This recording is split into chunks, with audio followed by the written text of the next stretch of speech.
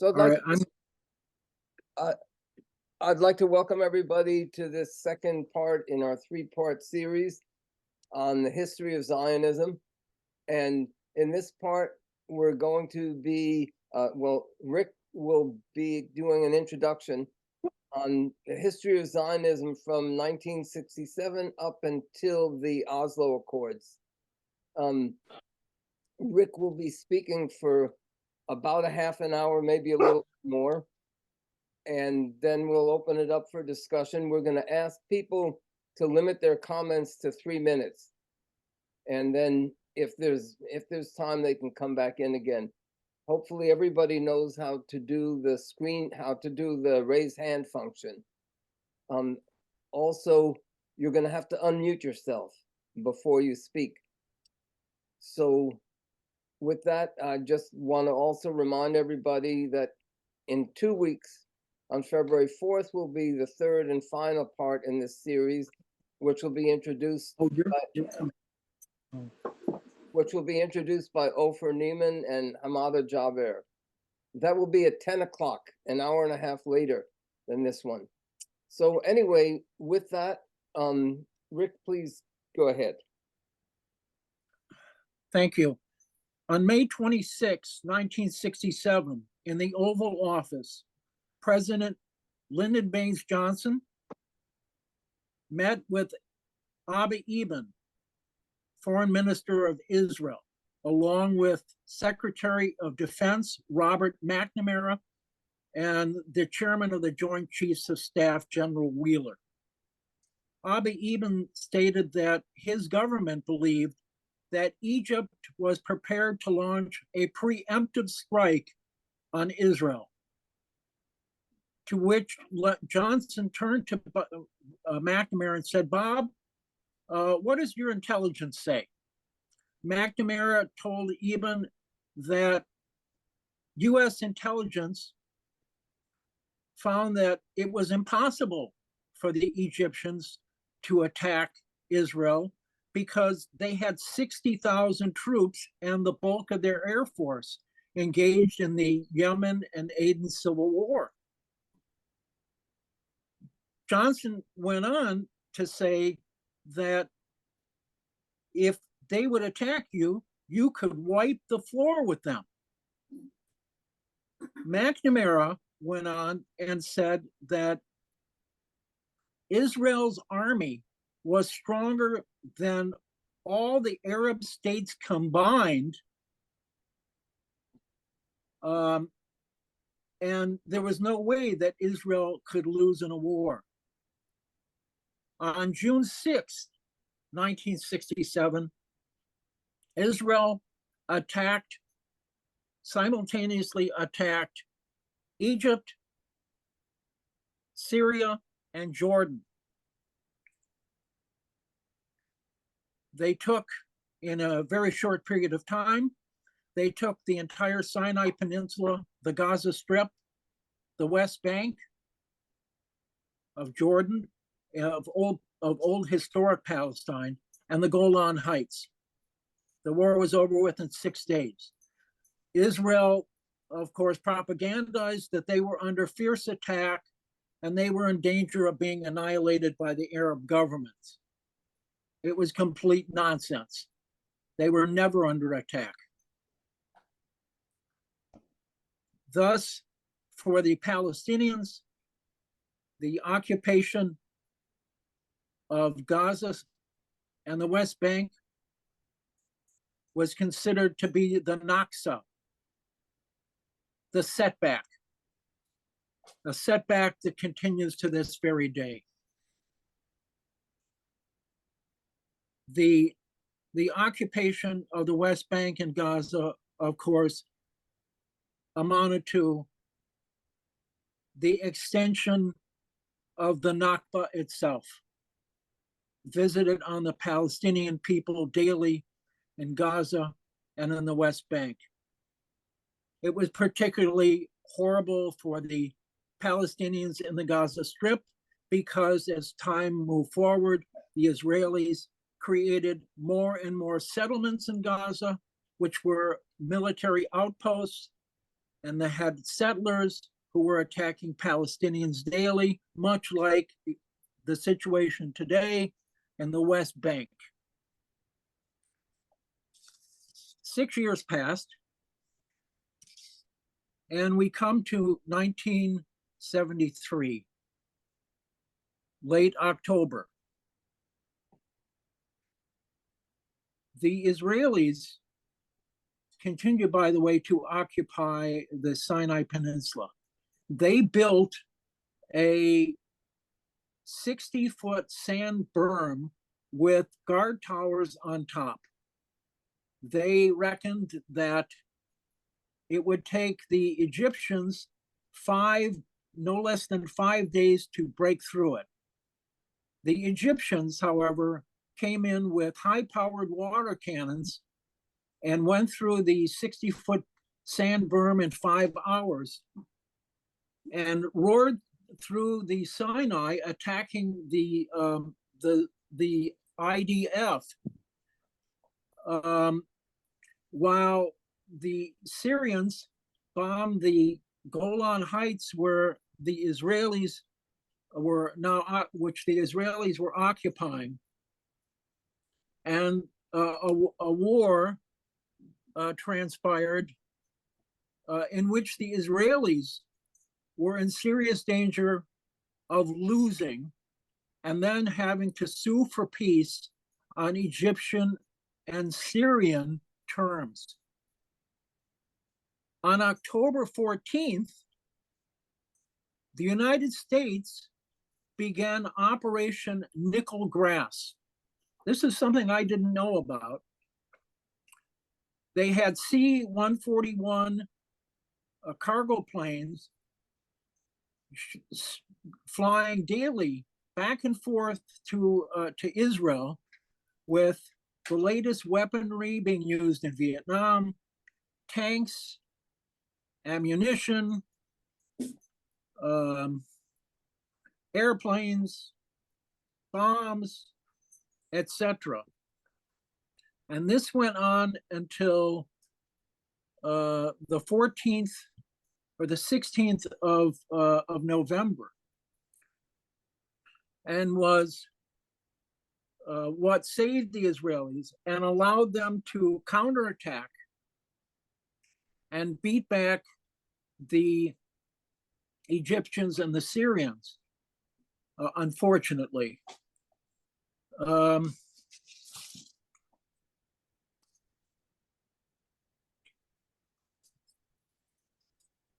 It led to an agreement worked out by the former Soviet Union and the United States to end the conflict.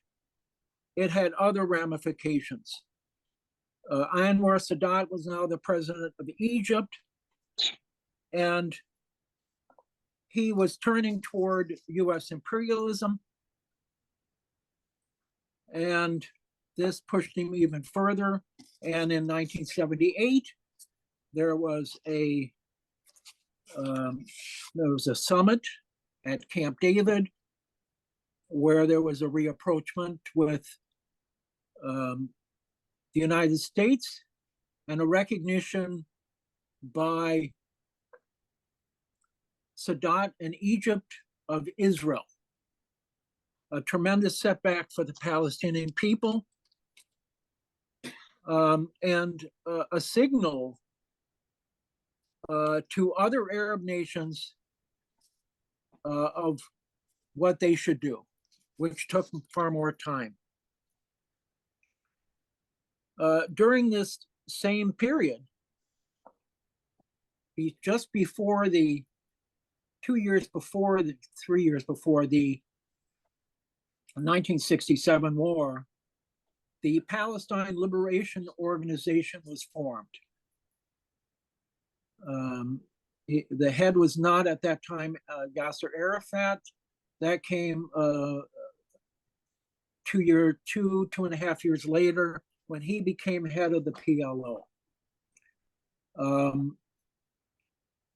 In 1967, more radical organizations that were part of the PLO were formed, including the Popular Front for the Liberation of Palestine, a Marxist-Leninist organization led by Dr. George Habash. Soon thereafter, the Democratic Front for the Liberation of Palestine was formed, and so forth and so on. The PLO, by 1968, was made up of 10 organizations, of which Fatah was the largest of all the other organizations put together. The PLO had its headquarters in Jordan, in Amman, from which the organization launched, beginning in 1970, attacks on Israel. Most of these were terrorist attacks, hijacking of airlines, which got, as time progressed, more and more bold, more and more violent. And I think that constituted a deep frustration of the Palestinian liberation movement as a whole.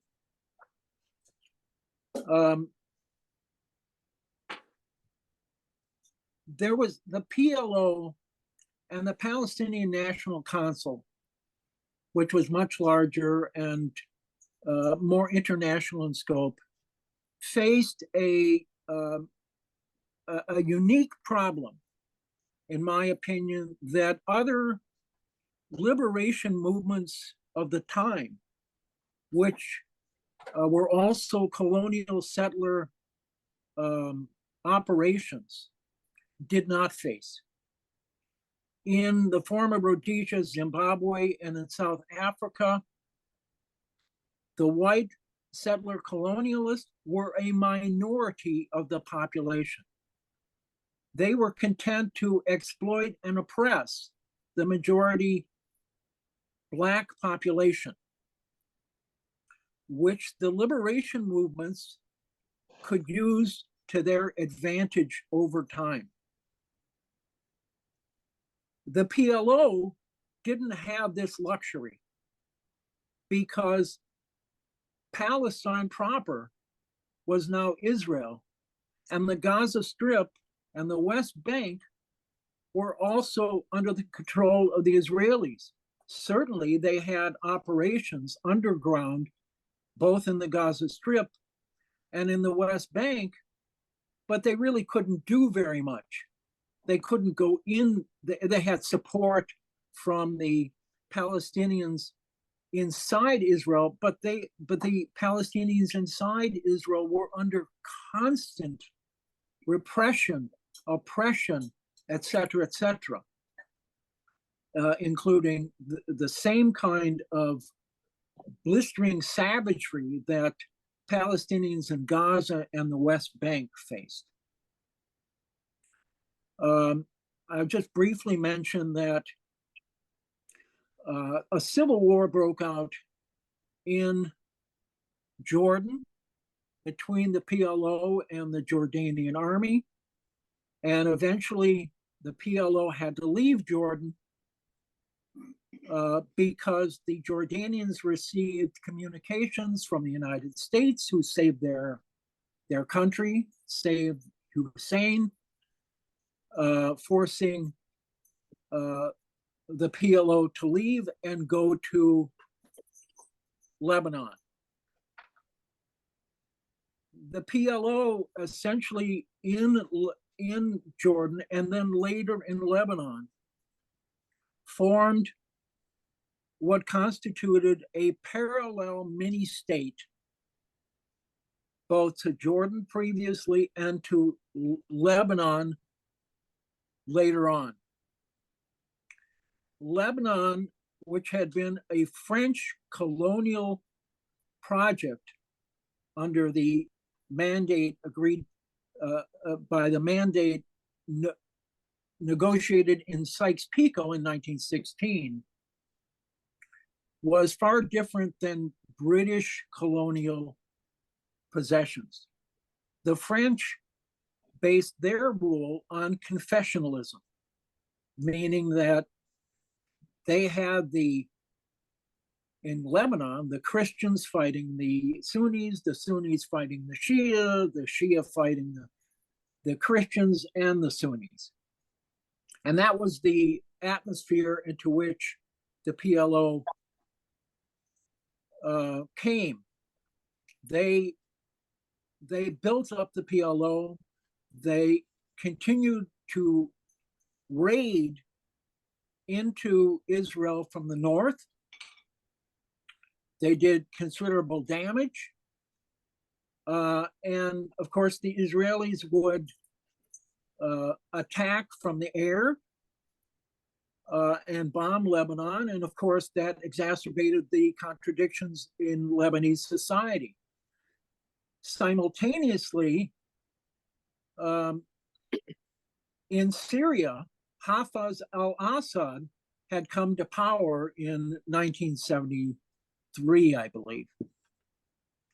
And Assad was extremely 15 minutes. fearful. 20? 15. 15. And thank you. And Assad was very worried about the Palestinians in the PLO because he recognized that their militancy would have a negative effect on his military dictatorship and could easily lead to his population joining with the PLO and overthrowing him. So he began to, his troops who were also in Lebanon, this was at the beginning of the Lebanese civil war, and I'm sorry, I forgot the date. I forgot to write it down. This was in the 80s to 95. Began to have pitched battles with Palestinian fighters. They were small, but there were many deaths on both sides. And consequently, the Israelis invaded Lebanon, 82. They had a relationship, I assume it occurred underground, with the Christian phalangists who were fascists, who hated Arabs, particularly despised and hated the PLO, who they saw as being Marxist, which the bulk of the PLO was not. And in 1982, this came to a head with the phalangists attacking the PLO and the PLO counterattacking the phalangists, the Israelis attacking the PLO, and and Hafez al-Assad coming in and also attacking the PLO. The PLO was militarily defeated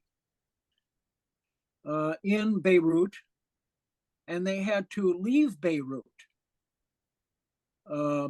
They had 10,000 fighters in the beginning of the fight. I don't know how many they had after the defeat in Beirut, but the remaining fighters and the leadership, the operational leadership, went to Tripoli, northwest of Lebanon. The central leadership, including Arafat, left Lebanon and went to Tunis, Tunisia. However, probably within a month, the Lebanese and the Syrians attacked the PLO in Tripoli. where the PLO was protecting a large refugee camp of Palestinians. Arafat snuck back into the country to be with the fighters, who were eventually defeated, and who then had to disperse throughout the Arab world, with the PLO permanently leaving Lebanon and going back to Tunis.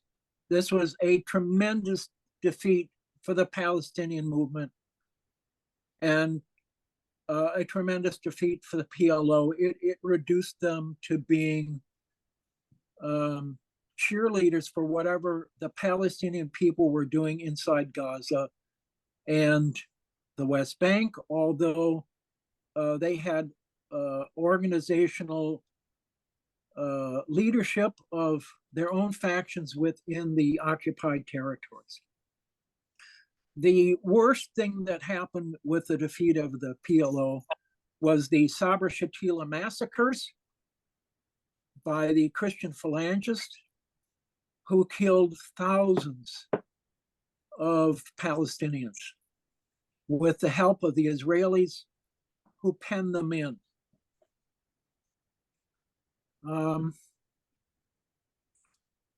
Without the PLO, frustration, depression would have overtaken any people in anywhere in the world. But in Palestine, the people would not be put down. They would not allow themselves to just be butchered by the Israelis.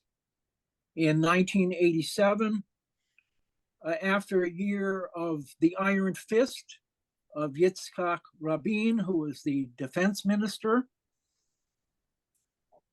there was a spontaneous uprising. Which was the beginning of the Intifada, the shaking off of the Israelis. Initially, it was an uprising of teenage and younger youth, including teenage girls for the first time, who threw stones at the Israelis, who responded with live ammunition, tanks, the worst kind of brutality, arrest, imprisonment, torture, etc. But nothing would stop the Palestinian youth. And after a year, after about 6 months,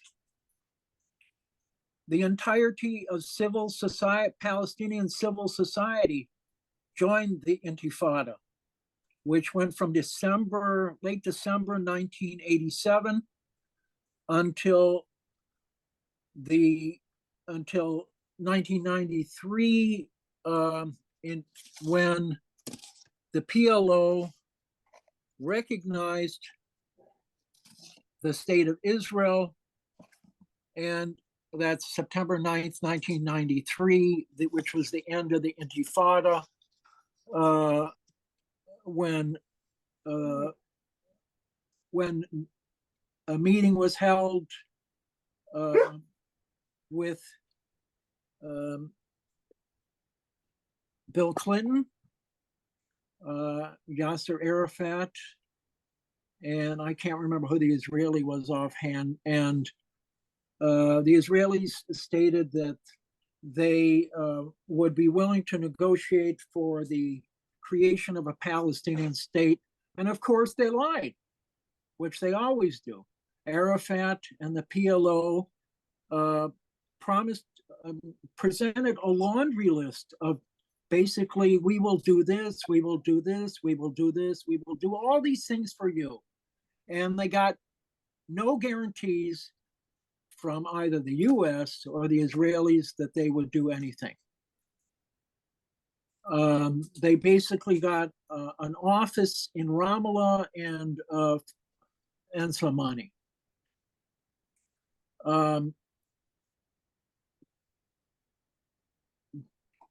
Basically, the sacrifices of the Palestinian people in the first Intifada, in my opinion, went for naught.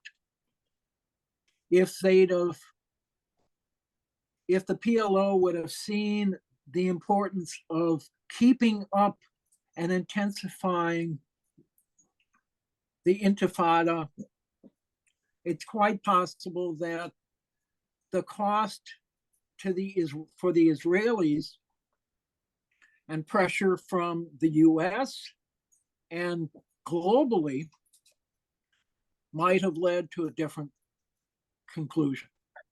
But that's wishful thinking. That's it. I'm done. Thank you, Rick. So now, does anybody have comments? Linda, go ahead, please. Hi, can you hear me? Yes. Yeah, one of the things I've gotten from studying this whole sordid history is that there seems to be some kind of ingrained hostility on the part of Palestinian leadership towards mass mobilization. And I mean, the religious groups, of course, are always, almost always going to be against that, no matter what religion we're talking about. But it seems like the secular groups have just really not wanted to utilize, the mass struggle of Palestinian people, nor wanted to actually arm them. They seem to expend all these resources on missiles to throw at Israel, which invites the retaliation, but they have they don't seem to be interested in building up an armed self-defense force. And I'm just wondering, you mentioned that they're working under handicaps that other national liberation struggles, fighting against settler colonialism, don't seem to have. And of course, in the case of Ukraine, which is like what our organization is mainly involved in supporting, Ukraine actually had its own state and its own army. I mean, still has them, and that's been really key. In addition to the aid they've been able to get to resist Russian imperialism. I'm just wondering, it seems like the Palestinians have started out with a set of handicaps that really have made it difficult for them to wage an effective national liberation struggle. And that's my comment question. Thank you, Linda. Carl?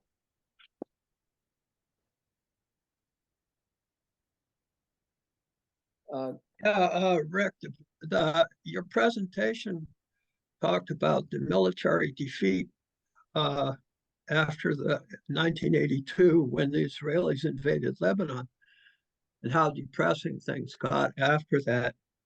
But actually before that, during the 1970s and early 80s, the PLO leadership had more and more tended towards this reformist approach to things.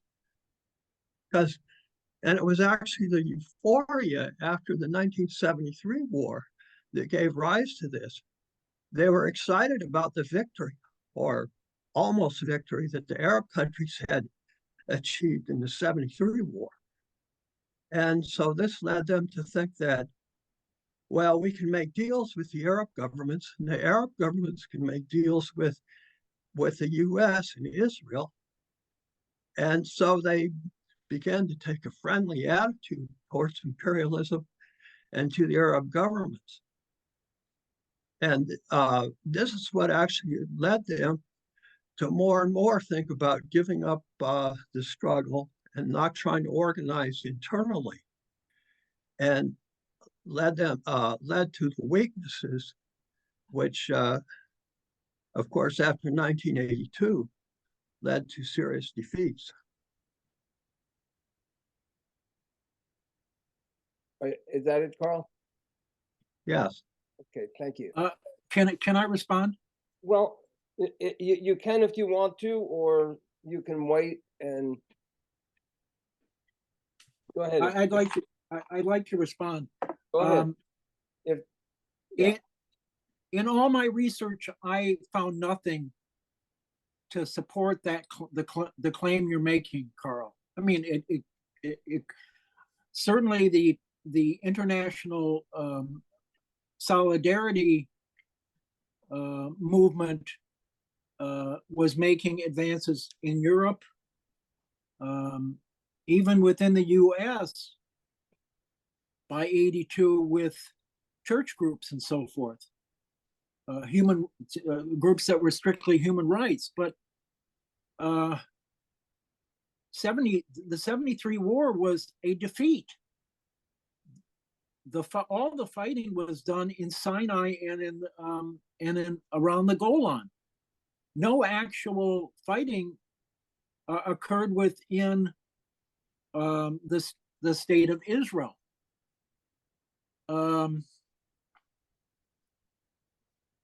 And as for the Arab countries, they talked big and did the exact opposite. And they only talked anti-Israel because their own populations were so wanted a Palestinian state. I don't think that played a role. That I guess we have to agree to disagree. Thank you, Rick. I'd like to make a comment, and I think what we have to how do we make sense out of all of this?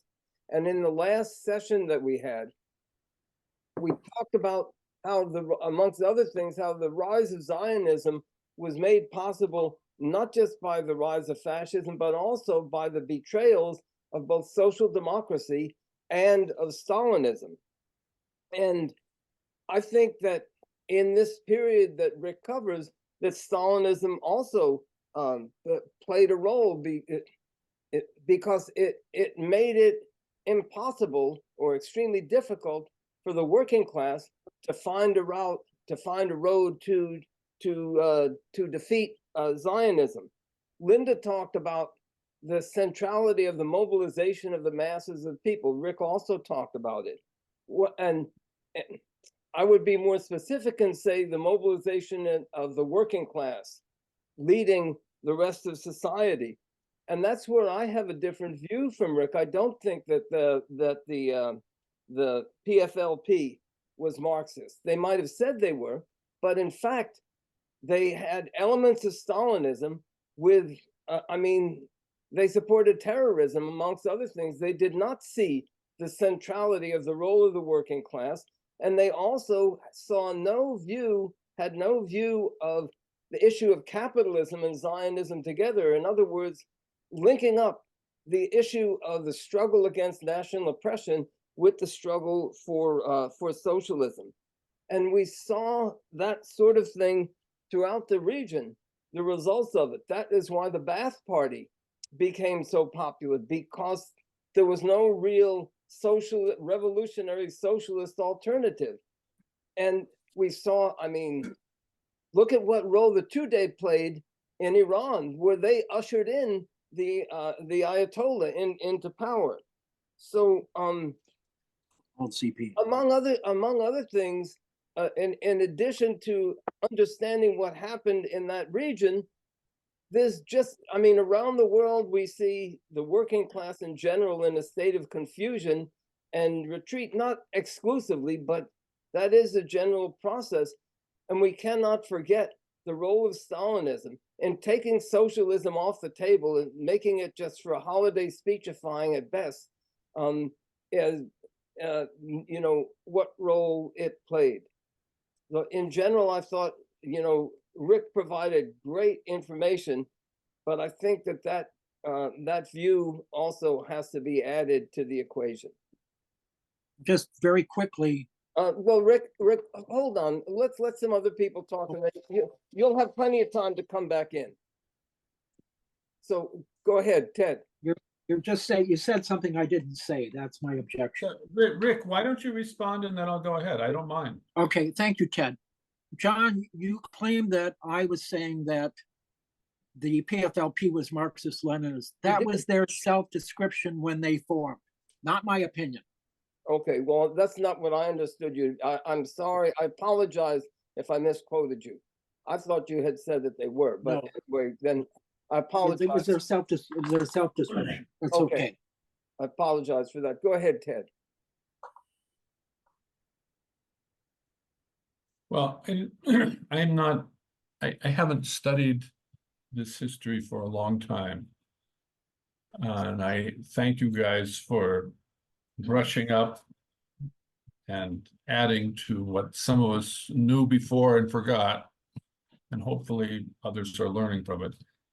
I think, if you talk about the working class in a place like Palestine, you're really talking about something that sociologically, there's this mixture, and this is true all over the world today, of people who one day are tiny business people selling candy on a street corner or baking bread in their kitchen and selling it door to door, and the next day they work for wages.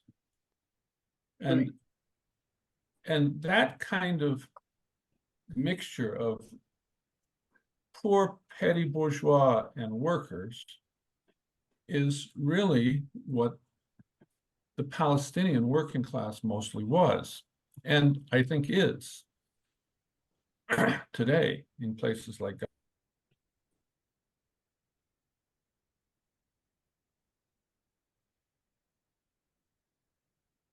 I think we've lost Ted there. So maybe we'll come back to you. Ted, are you still there? I think we've lost you.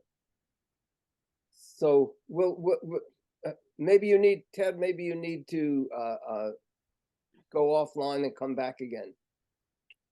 So in the meantime, Cheryl, go ahead, please. Yeah. So for me, the most important part of these meetings about the history of the struggle against Zionism, the history of Zionism, is one, to try to reimagine, was there any other outcome possible than the one that has occurred, and to take the lessons from this period to the present. Because, of course, in the current crises in Gaza, even if there is a ceasefire achieved, all the questions still remain about whether or not the Palestinians will have their own land and be liberated, etc. So the question of strategy and tactics, and the question of as Linda raised, of sort of, well, there's self-defense, but really, as she pointed out, those Palestinians were not necessarily, they were organized for self-defense, but ultimately the PLO was a terrorist organization, versus mass mobilization, versus organization of the working class. These, I mean, those of us, and I think many of us here are older, I don't know, but those of us who were involved in the pro-Palestinian movements or in socialist organizations in the 70s and the 80s and the 90s, who were present while these events were unfolding, tried to raise a debate over strategy and tactics on these issues, not just for Palestine, but also for places like Central America, where other organizations like the Sandinistas or the FMLN were essentially terrorist organizations, if you will. They were not organizations based on the idea of organizing the working class and fighting for a socialist revolution. But that debate did not occur in the left in the United States or any, I don't know about other countries, but, and it was silenced. It was silenced in the same way that debate is silenced by the pro-Palestinian or the movement for Palestine in this very moment. There is no debate over whether or not it should support connect the dots with Ukraine, be part of the movement to support and defend Ukraine. And there is no discussion about what could actually win a ceasefire and demand and force the humanitarian aid that is required and to support a Palestinian state. Those are things that must be discussed now in this movement, as well as this history, to learn the lessons. So for me, these things are all very connected to the present. So that's it. Thank you, Cheryl. Would anybody else have any comments? If not, okay, Carl, go ahead, please.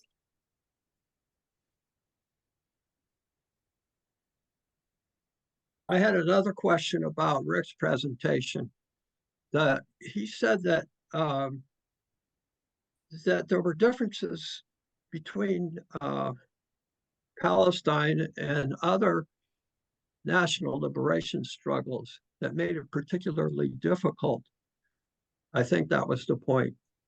Yes. And I wondered if he could elaborate on that. I mean, it seems to me in a lot of countries, there was fierce repression in Rhodesia, in Vietnam, especially. I mean, Congo, people are murdered right and left in Central America and other countries when they struggled for democratic rights. So I don't really understand. Of course, there are differences between countries, but I wondered exactly what he was trying to get at with that point. Thanks, Carl. Ted, go ahead, please. We had a little earthquake and we lost our electricity, Wow. but it's nothing big. I'm back. I'm sorry I wasn't able to finish what I was saying, and I missed what was said after. I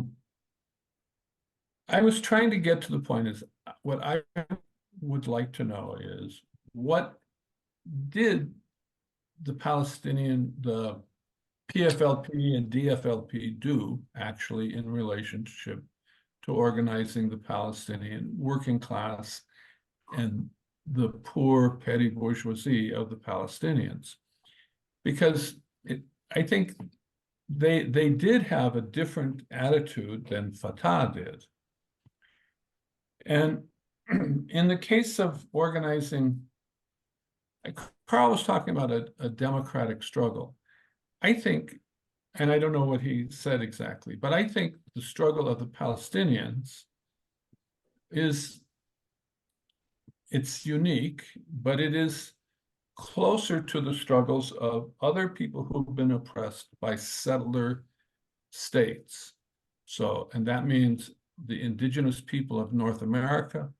This means the people of South Africa and Zimbabwe. And it means the struggle in Northern Ireland. And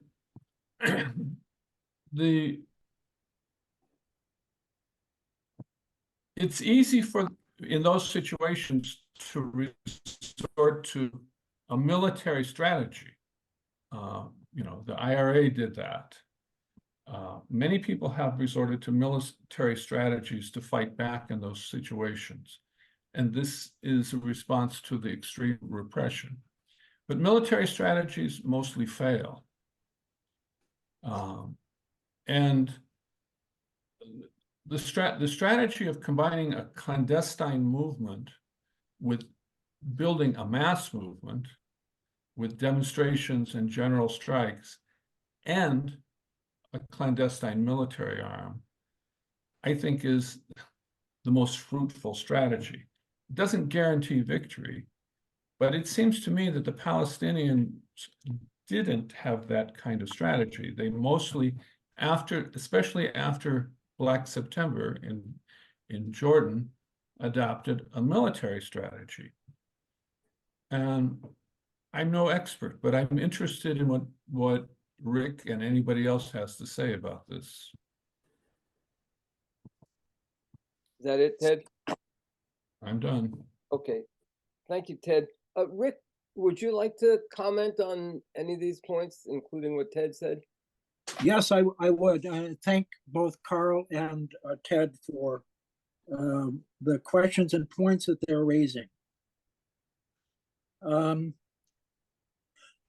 So let's go back and look. I'd like to do maybe a compare and contrast, if that's all right with people. So let's take the African National Congress, the ANC, that had many of their leaders were in prison on Robben Island. But one of the advantages that the ANC had is they had friendly states providing a base of operations for them. And that's really important. Even if some of their activities were curtailed, they had that friendly base. If we look back again at the PLO in Jordan, the PLO had a parallel state, mini state of their own. They had their own, if you will, they had their own state apparatus. They had an army of 10,000 fighters that posed a constant threat to King Hussein and his control of Jordan. And the PLO exercised its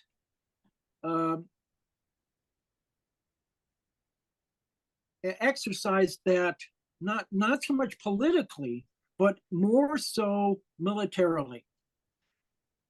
The PLO never, that in all the reading I did, I could not find any examples, and this is to Linda's point, of the PLO doing any organizing of the Jordanian population, which overwhelmingly then, as now,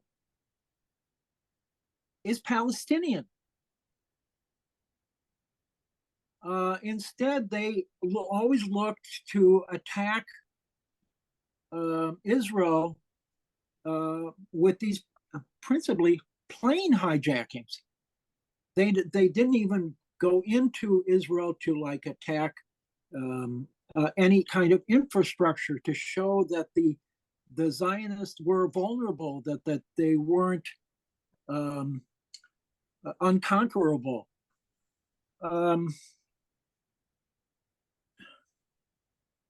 The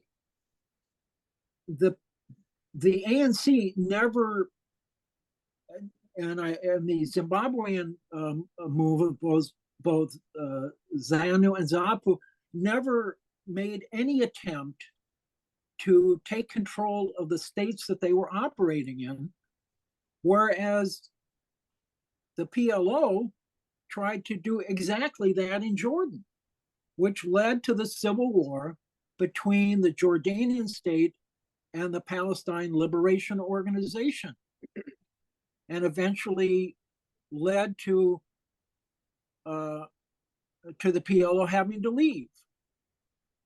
Now, the other main point is to look at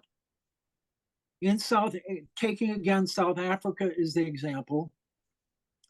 They could move back and forth between the countries they were operating in into South Africa proper and blend in with their own people. And the PLO didn't have that. They didn't have that luxury. But I think the main problem that distinguishes groups like the ANC, which built an international political movement in solidarity with the people of South Africa, and the PLO, is that the PLO didn't center political work. They did not center political work. I mean, they had organizations within the West Bank and within the Gaza Strip that they coordinated operations with, but externally, they didn't really do very much. I mean, I knew I knew and interacted with all the Palestinian groups here in Minnesota. But it was always about, can you help us with money? Can you do this? Can you do that? But it was never, let's build a solidarity movement that's really broad here in the United States, that educates people about what Zionism is, so we can begin to turn the tide. Nothing. They didn't do much of that in Europe either. Certainly they had intellectuals, but they were writing books. They were trying to get academic jobs. The lack of coordinated political activity. And if we look at the Arab governments were shit. Absolute shit. They didn't give one damn about the Palestinians at all. And we see that today. We see the fruit of that today. And they were hostile, really, to the PLO, except when Nasser was president of Egypt. But he didn't let the PLO run, do whatever they wanted to within Egypt. He kept them on a short leash. They had an office in Damascus, but again, Hafez al-Assad held them on an extraordinarily short leash. They couldn't go anywhere. They couldn't leave Damascus, and they could only go within a limited area within the capital. And I think that there's the weakness. Thank you. Thank you, Rick. Lee? Yeah, thank you. Rick, I just wanted to pick up a little bit on what you'd sort of mentioned about that distinction between, the operations of the PLO and how they sort of descended into more or less only being a terrorist organization and involved in that. And I just wonder, and I think your critique of that is perfectly legitimate.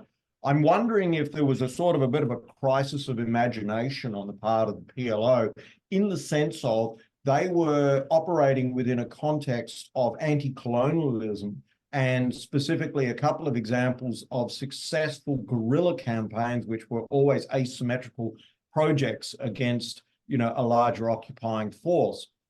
And I'm thinking of, Guevara, guerrilla tactics, Mao, these sort of, examples, and then more, anti-colonial struggles in Southwest Africa, Namibia and so forth. And I'm just wondering if the PLO sort of, it was a crisis of imagination, and so that therefore, and I'm only really positing this, and perhaps it's a completely unknowable, but that might have been part of the influence as to why they didn't engage in a more, as you say, a more successful approach of a grassroots, working class driven sort of solidarity project that, as you say, compared to, say, like the South African project, South African Liberation Project, I should say. Thank you. Thank you, Lee. I'd like to come back in. Ted raised the issue of the military strategy, and Rick commented on that in relation to the ANC in South Africa. And what that was about, the so-called military strategy, that was the South African Communist Party that pushed that. And what they did, they took the most militant, the most revolutionary-minded of the youth in South Africa. They took them out of the country to training camps. Then they brought them back into the country to conduct different terrorist activities, bombings and so on. And in doing that, they separated the most revolutionary-minded of the youth from the Black South African working class. That's the key issue. And meanwhile, at that time, it was the South African working class, the Black South African working class, that was in motion, that organized the powerful trade unions. That was the real force that brought down apartheid. And in actual fact, and at one, they built the Union Federation, COSATU, and in actual fact, the South African Communist Party opposed the building of COSATU. So you see what that military strategy, what it really means, and you see where COSATU, then later on, of course, the Communist Party, which still has a role, plays an important role in South Africa, did a complete 180, helped transform COSATU into basically betraying the working class, as we saw with the slaughter of the Marikana miners. So, you know, this whole military strategy that Ted was implicitly criticizing, you know, I agree with him about that. And we've seen that over and over again. We saw it in Zimbabwe with ZANU and ZAPU, similar developments. We saw it in Nicaragua, and we know where the Sandinista government is today. So, and that is also linked that Rick was talking about, basically that all the different Palestinian rights groups had a nationalist approach. They didn't see the struggle for liberation of the Palestinian people as being inextricably linked with the struggle of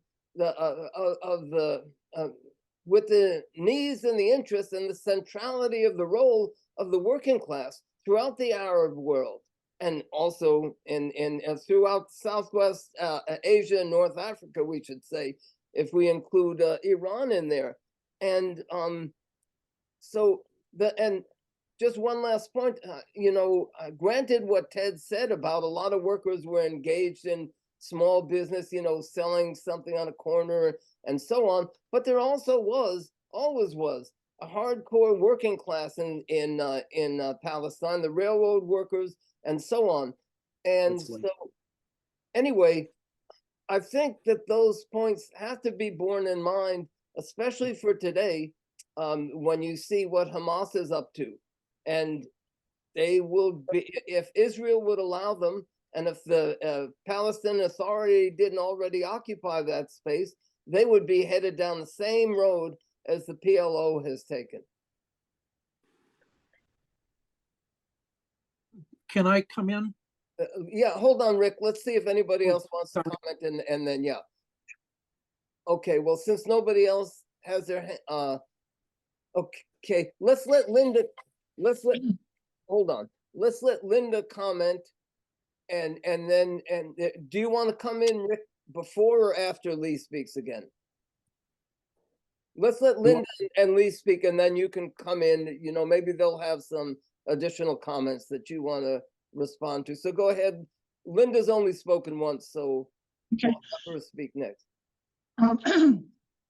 Yeah, I wanted to shift the focus a little bit to and this is something that is basically what we can do to help.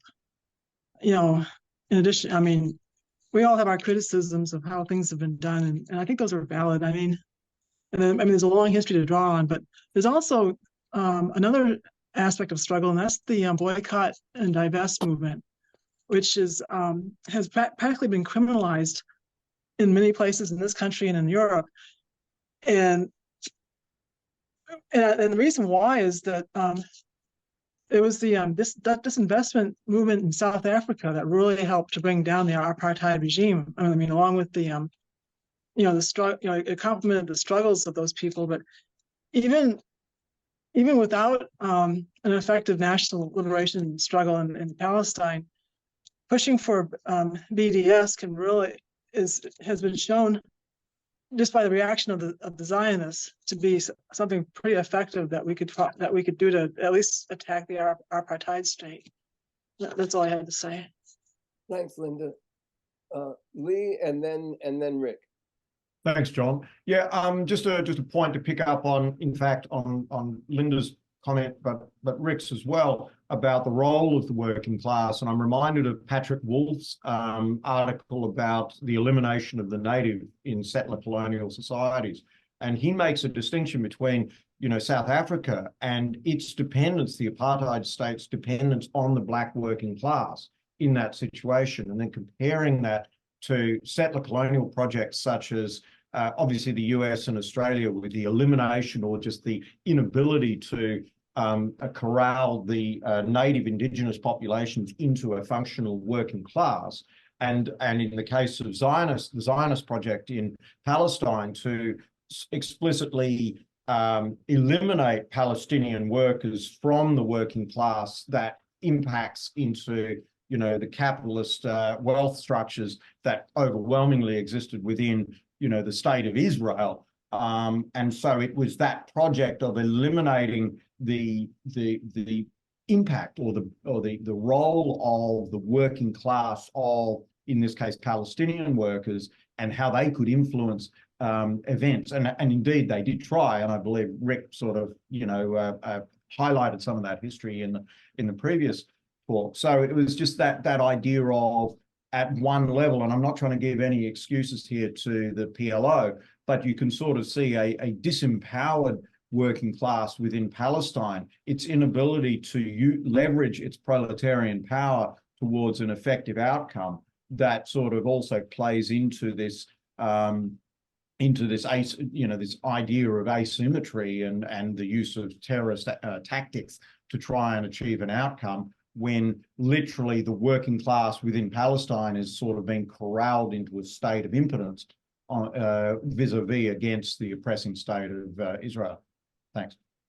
Thanks, Lee. Rick, you wanted to come back? Yes, please. Lee's very good points, and Linda's excellent point about BDS.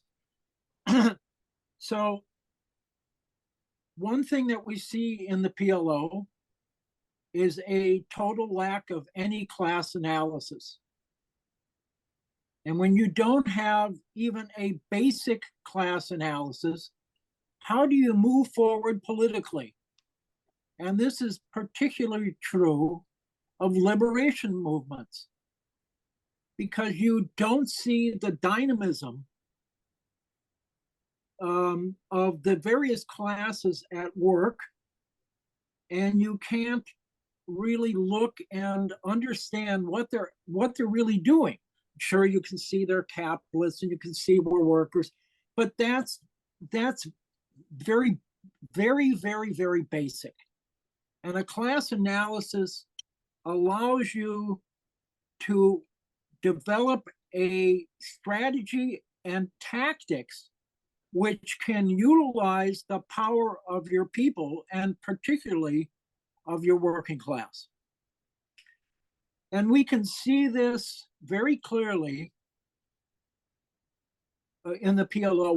Lee, when you talked about the lack of imagination in the PLO, this goes to the heart of that statement. Israel, certainly after they conquered the West Bank, was almost, well, they were extremely dependent upon Palestinian workers in multiple fields. All the construction work was done by Palestinians. I don't know the numbers, but I'm guessing probably around 40 to 50,000 Palestinian construction workers were active in Israel proper. Other workers came in as well, agricultural workers, and this was at a time when there was no or very minimal international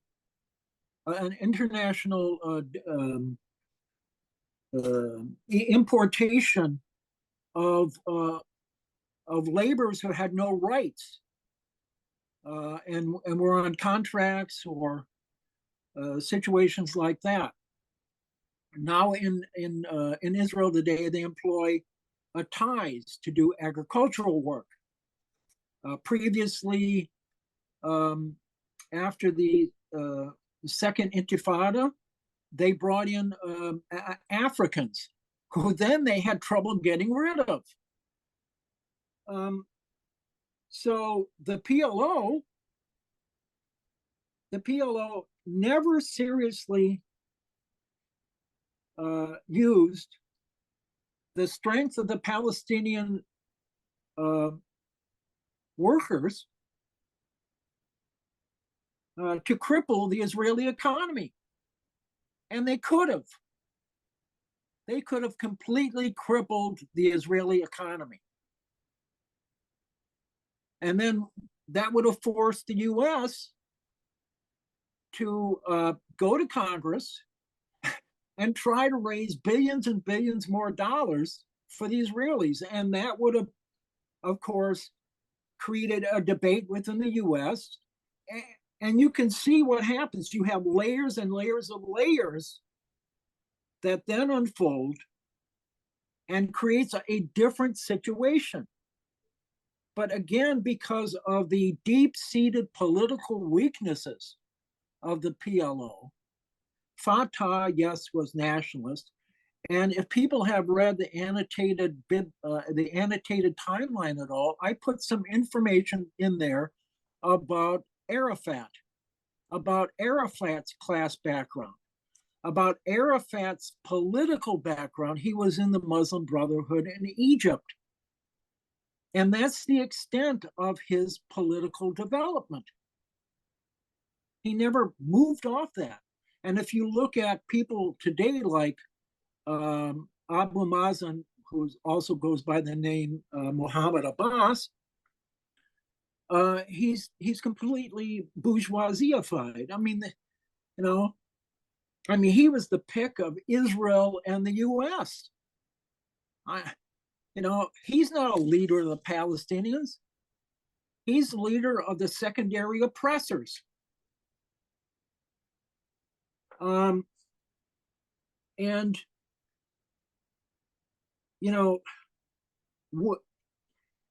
the would have, could have, should have happened, but never did.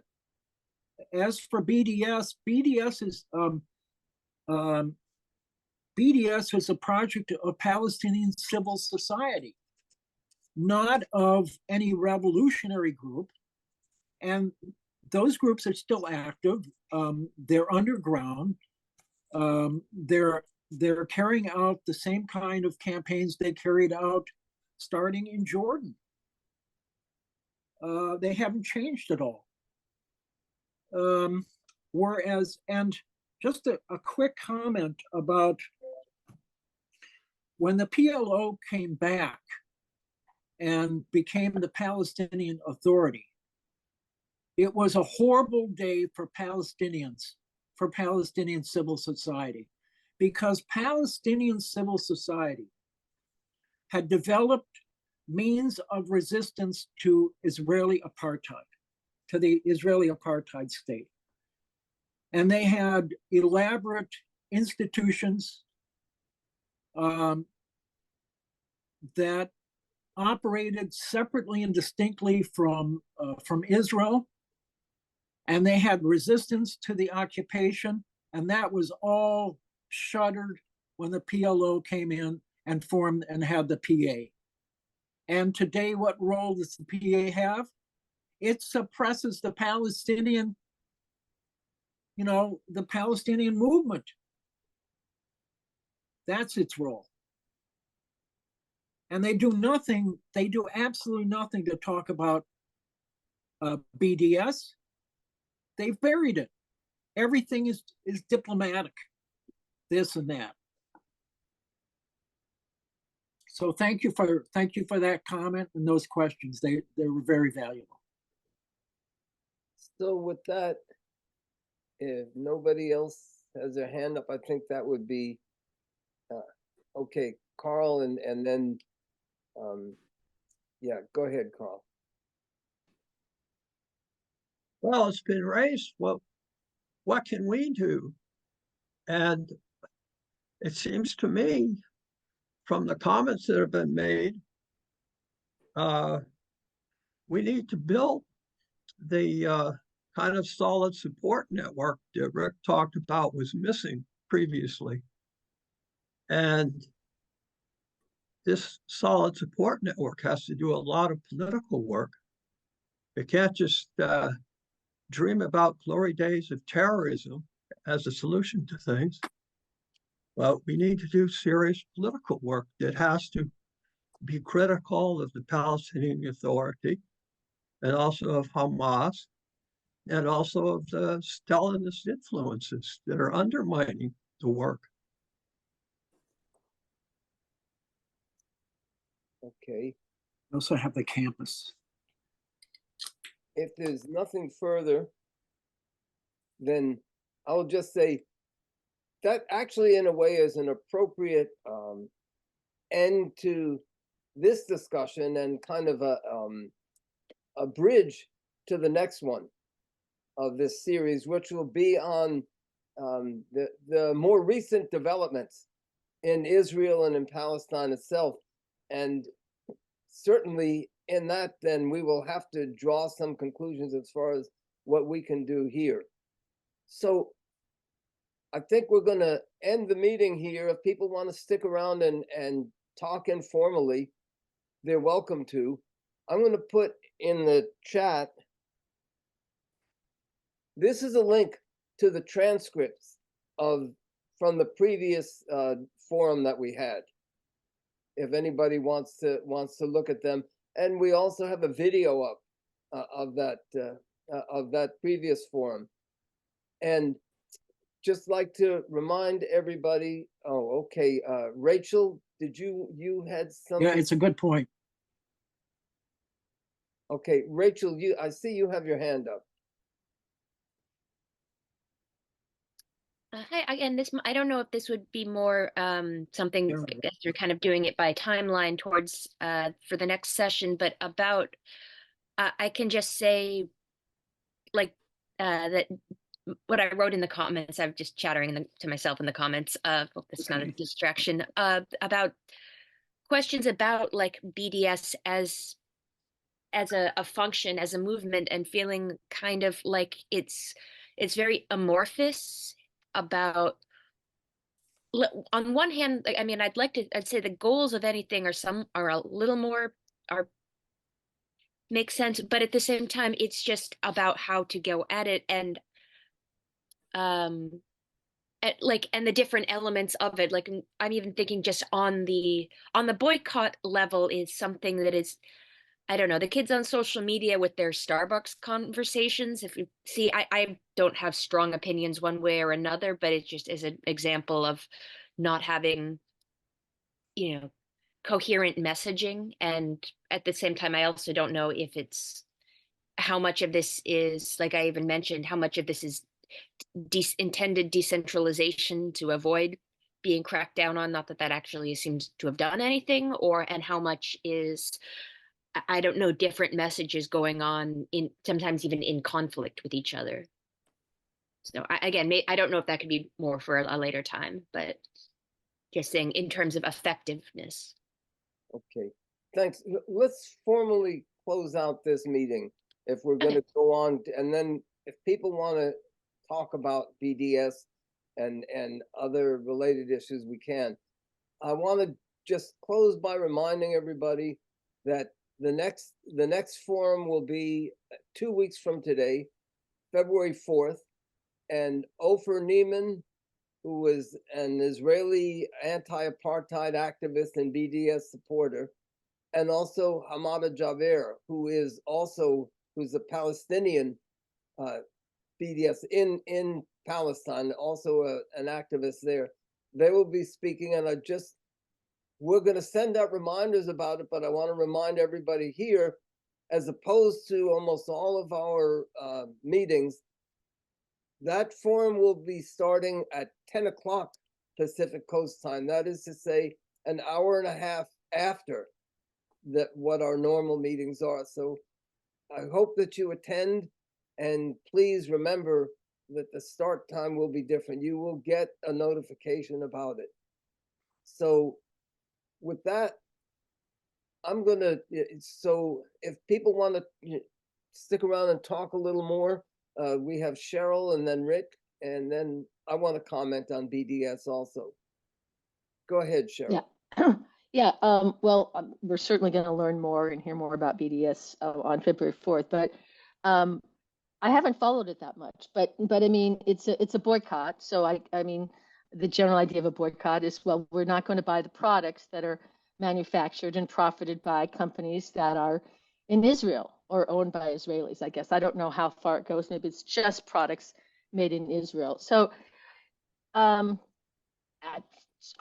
be interested in seeing some statistics in, how effective it has been so far. For me, there's two sides of it. There's one, the actual sort of method of boycotts and how effective they are versus sort of organizing mass movements. Very different. And then again, of course, as people have commented, that there's the demonization of BDS, which shows that it's a threat. It's a threat to the Zionists. They don't like it. They hate it. I'm sure they say it's a anti-Semitic, movement and things like that. So let's say something else about that. I guess, but so the bottom line is, okay, until October 7th, maybe, it was a tool going forward. But post October 7th, personally, I think there's a lot to be thought through, like the role of BDS going forward in terms of what can and needs to be built. So I'll leave it there. I have a lot more to say, but. Thank you, Rick.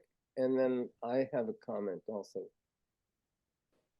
Yeah, a couple of comments about where the Palestinian movement in the US currently resides.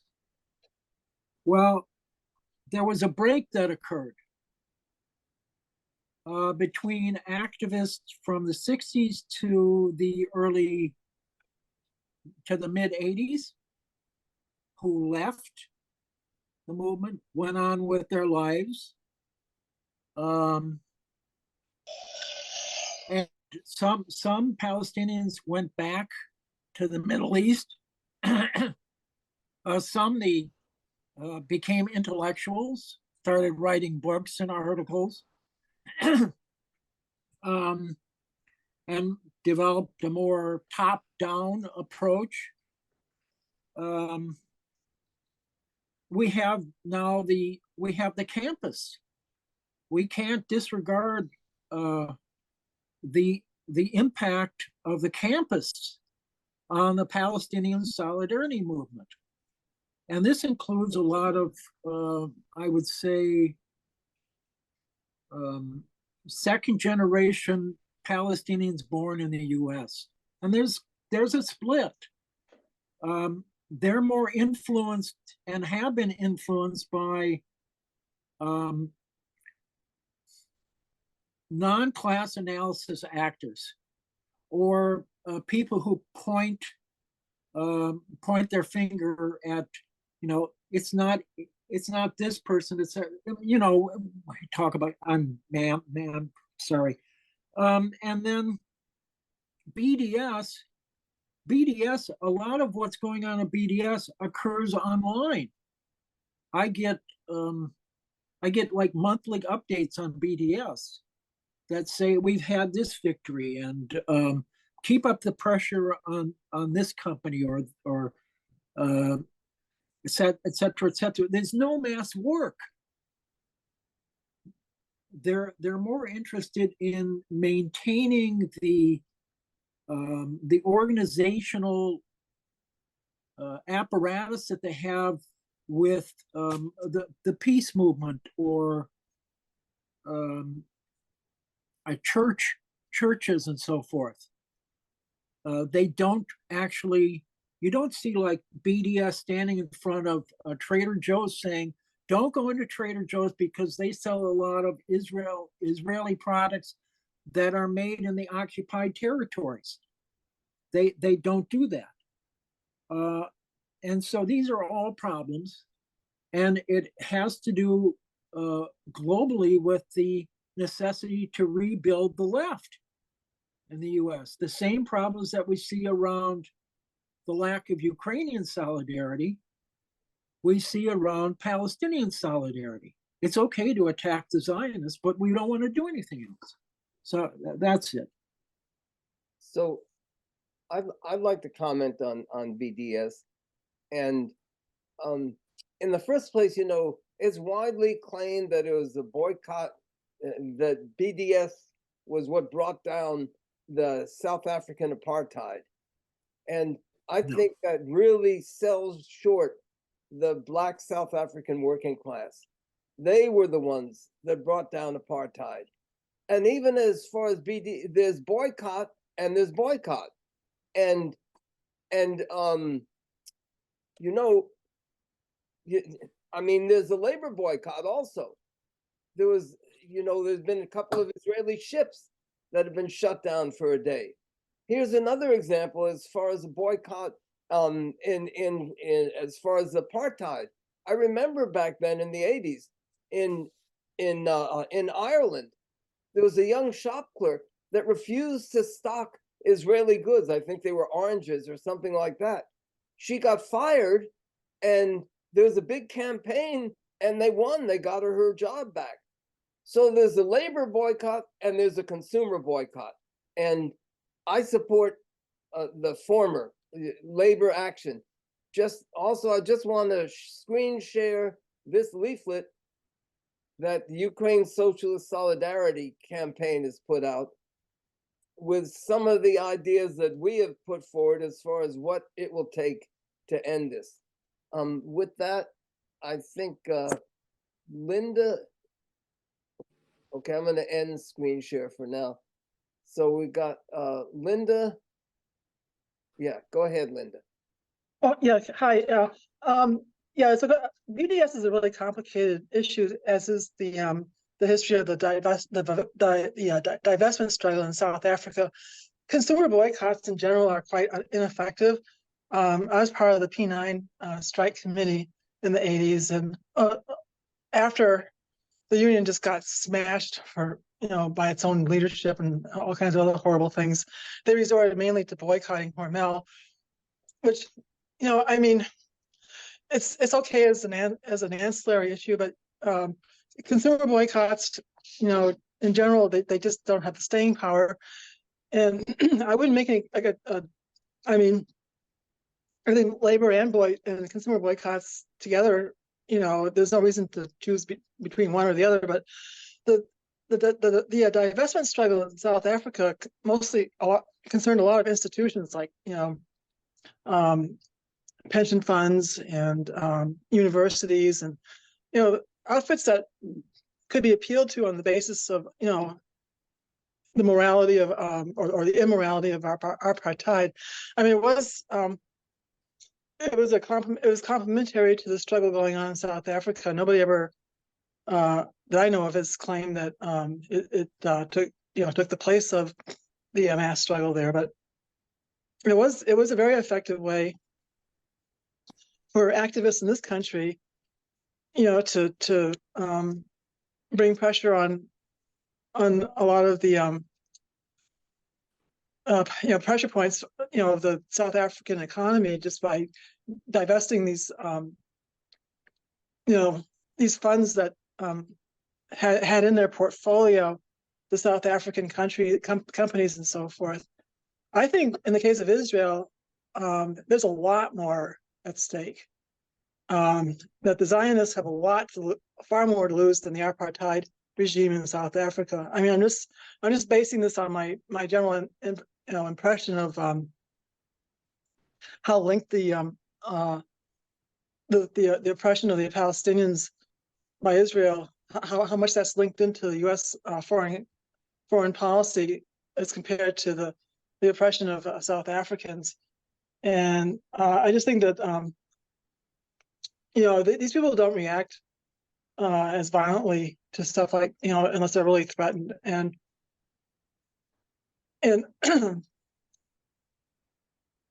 shit, I was going to say something about, linking it to the campus in this country. I mean, people that don't really understand what we're talking about when we say campus, it's it's basically the rest of the left besides us. I mean, it's not really quite that bleak, but it's pretty much the whole left in Europe and the United States that supports BRIC imperialism, basically the oppression of the Uyghurs. They're friendly to the Iranian regime, and they don't support the women's struggle there. They don't support Ukraine because they it's a very complicated subject, and the main reason we exist is because of trying to salvage what we can from the left, from these groups that have, especially pacifist groups that have made, like John said, any kind of real class-based or strategy or any class analysis of of imperialism, very difficult to conduct or to carry out, a strategy on.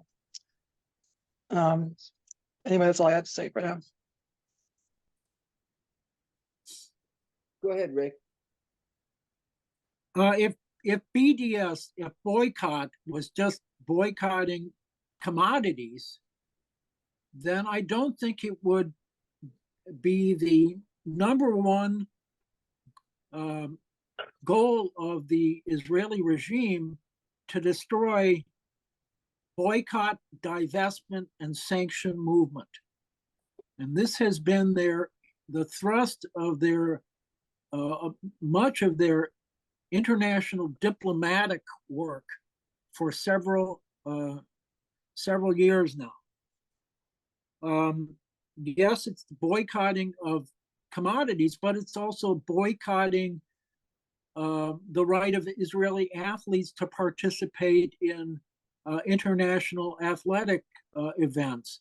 It's boycotting academics. And the divestment is to students who go to campus, divest your investments in Israeli corporations, stocks, bonds, et cetera, and then the sanction part of that has a lot to do. That's where the union work has been. Most of the union work is focused on sanctioning Israel and the boycott aspects. I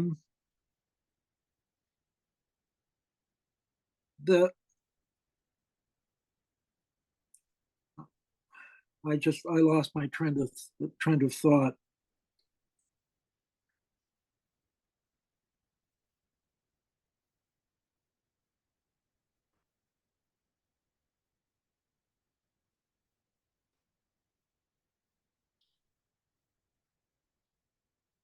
I'm kaput.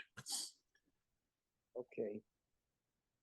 Well, if there's nothing further, maybe we will close out this meeting. So hopefully we will see you in 2 weeks at 10 a.m. Pacific Coast time, and you will get a notice on it. See everybody later. Okay. Bye. Bye. Thanks, Bye-bye. everybody. Yep.